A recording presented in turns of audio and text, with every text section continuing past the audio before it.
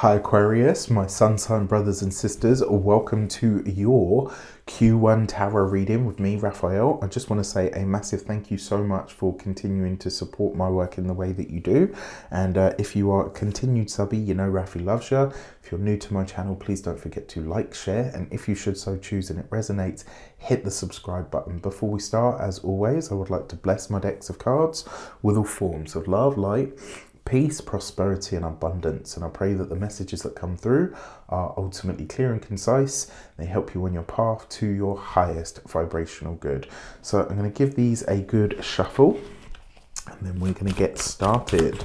All right, so for it's your Human Design Oracle deck, your separated majors, and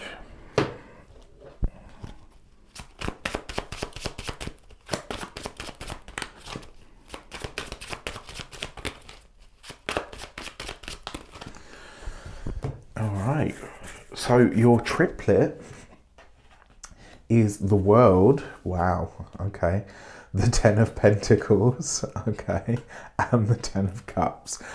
Wow, I mean, so what this tells me is the World card suggests, so this triplet, what I want to say to you is this first quarter of the year is you focused on change, it's you focused on building a legacy, and it's also you focused on taking everything in your life to a brand new level, right? This is you not holding back, it's not second guessing yourself, and it's understanding that you are already perfect, whole and complete, as we all already are, with everything that you already have, right? Now, the World card is that next level card. The Ten of Pentacles, so tens are completions, right? They're attainment, where we get to hold something directly in the palm of our hands. And what this tells me is that this quarter can absolutely be a time or a period where we really start to accelerate, right? Where we really start to see our manifestations coming good. Now, that being said, in order to reach the World card, you got to work hard, right? It's not like it doesn't just get handed out or doled out so easily, but it suggests that you've already put in a fair amount of foundational work and that next level is absolutely waiting for you. You got two tens here. Two tens represents change, usually a big change at that. The Ten of Pentacles is a good money card. The Ten of Cups is also a good money card. Both of these cards in one way, shape or form represent so the Ten of Pentacles is like the home or the dwelling, as in the bricks and mortar, whereas the Ten of Cups represents what makes a home, right? The heart, the family, the connections, the love, the joy, the laughter, even the tears, right? The fact that you've got both of these tens, this first quarter of the year, I think for a lot of you is very focused on your home and or your living situation. That seems to be the driving factor in some way, shape or form, along with your legacy out in the world, what you're ready and prepared to work for, to put your name to put your stamp to, and also you coming into not only the understanding of your own expertise, but also allowing yourself to be seen in that way. There's like a yeah, that's the only way I can really describe it. This is massive. It's crazy, actually. Awesome, but like cray. Okay, now Tara, you're just showing off. So look at this, right? For January, you've got the World card. This is a full circle moment, right? And do you know what's really crazy is this card came up for me very recently, the World card. And since then, when I say like it's literally been haunting my life, and I don't mean that in a bad way at all, actually, I really don't. I mean, like, it's just shown up everywhere since that moment. And now I'm kind of like, okay, like I get it. And the message behind this is you're already at your peak. Now you just have to figure out how to utilize what you have, and more importantly, what you are, all that you are, Wow, just wow. The other thing is as well, the world card actually represents Saturn, and obviously in ancient astrology at least, Saturn is the ruling planet of Aquarius. So just really, really interesting vibes and energies. Because it is the world card as well, what this also talks about is you're having to do things differently now, right? Like it can't be same old same. And the reason I say this is because you've got 2 10s, which is about completion.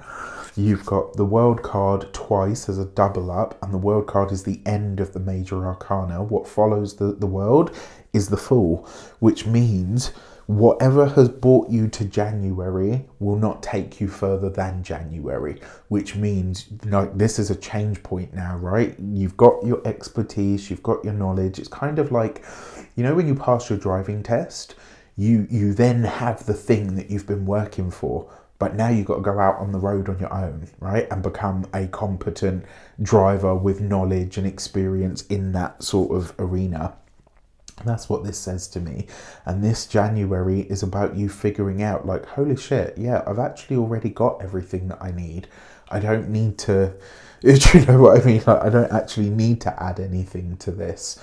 As we come into February, wow.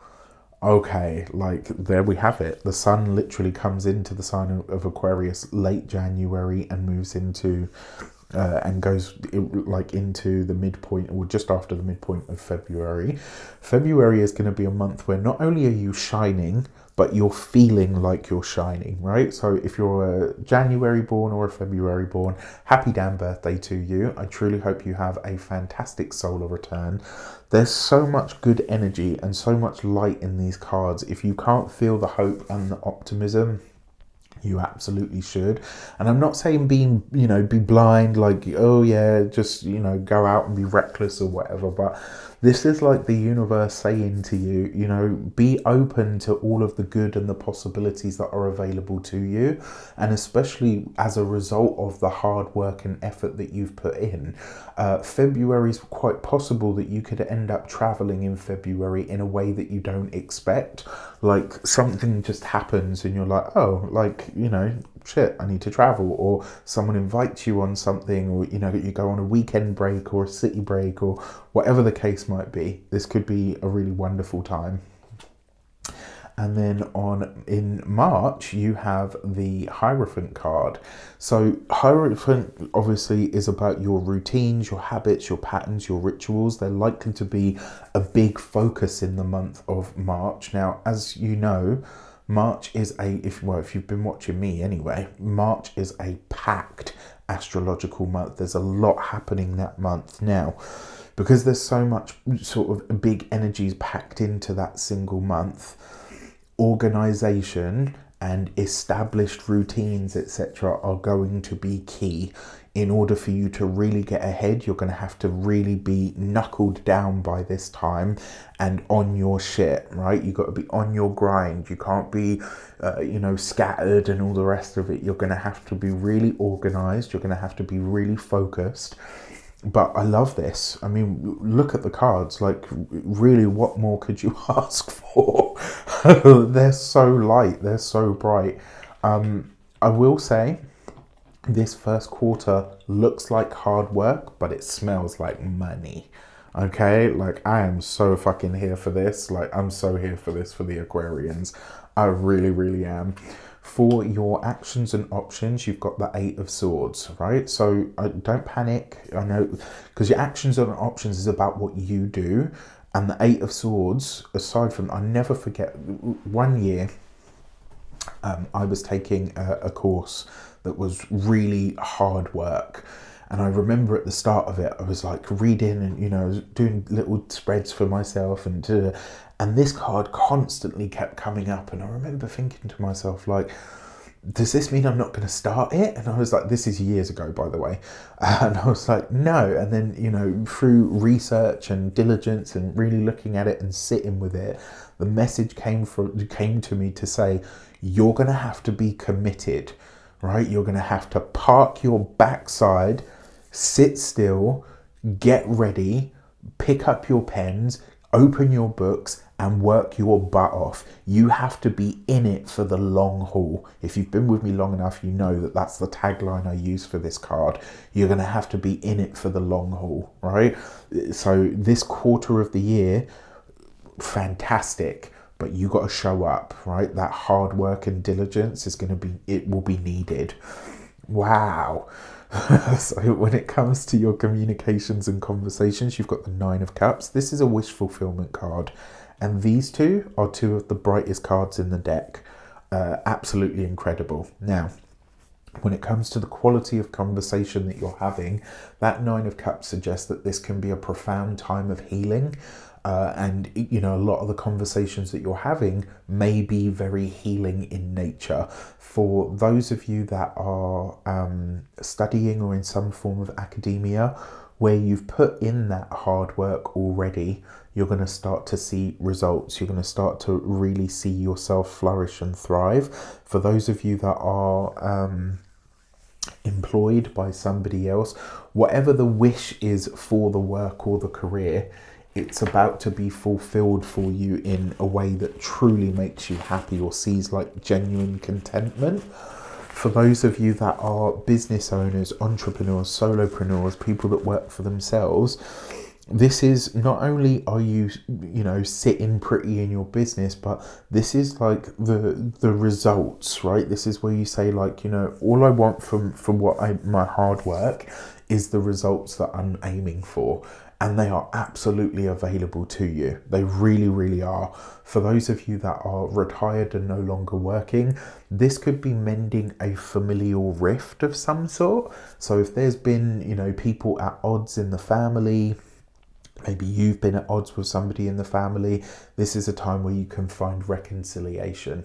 Again, it's not going to be totally easy, right? I'm not going to sit here and say like it's all sunshine and rainbows. There's hard work in these cards for whatever your results are, the desired results are.